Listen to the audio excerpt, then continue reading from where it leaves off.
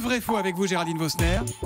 Et ce matin, Géraldine, les approximations de Nicolas Dupont-Aignan. Le président de Debout la France indigné que l'Europe ne lutte pas davantage contre les passeurs de migrants en Méditerranée, car selon lui, il suffirait de pas grand-chose.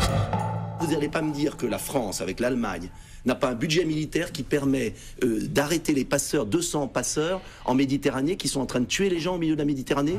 Voilà, Nicolas Dupont-Aignan compte 200 passeurs en Méditerranée. C'est vrai ou c'est faux, Géraldine? C'est faux, Thomas. Uniquement cette année, 12 000 passeurs ont été identifiés le long des routes migratoires par les services d'Europol qui traquent ces réseaux.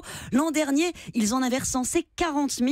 Parmi eux, plusieurs milliers opèrent uniquement en mer, ce qui explique d'ailleurs comment 350 000 migrants ont pu traverser la Méditerranée depuis le mois de janvier. Ce sont les derniers chiffres du Haut Commissariat aux réfugiés. Bon, mais est-ce que l'Europe ne fait rien, comme le dit Nicolas Dupont-Aignan? Elle tente d'arrêter les passeurs. Sur terre, les différents États agissent et en mer, plusieurs opérations sont en cours. Des navires de l'OTAN patrouillent en mer Égée aux abords des îles grecques, mais surtout Frontex, l'agence européenne de garde-frontières, sillonne constamment les mers, comme les navires de l'opération Sophia dans le cadre de la défense européenne. Ils ont arrêté en tout cette année près de 600 passeurs. Ouais, 600 personnes, mais qui ne sont pas les têtes de réseau, on est d'accord? Non, ce sont des petites mains, ça n'arrête pas le trafic. Ce qui nourrit la critique, l'opération Sophia par exemple, c'est 25 pays impliqués, 8 unités navales qui ont un tout petit budget, moins de 7 millions cette année, et qui font avant tout du sauvetage. 30 000 migrants ont été secourus depuis janvier. Mais les obstacles, ils sont surtout juridiques, Thomas. On ne peut pas intervenir dans les eaux nationales, impossible d'aller casser les réseaux